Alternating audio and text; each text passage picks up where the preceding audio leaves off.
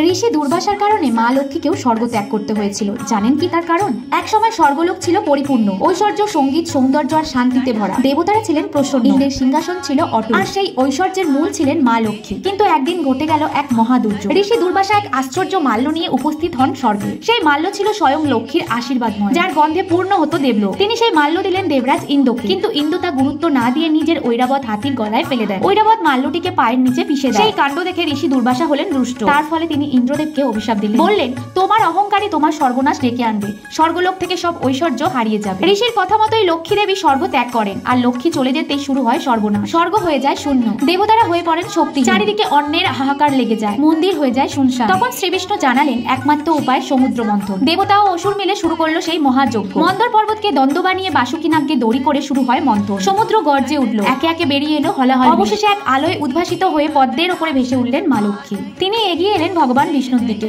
লক্ষ্মী দেবী তাকে বরণ করেন পতি হিসাবে। এই মুহূর্তে ফিরে আসে স্বর্গের গৌরব। ভালো লাগলে কমেন্টে জয় মা লক্ষ্মী লিখতে ভুলবেন না।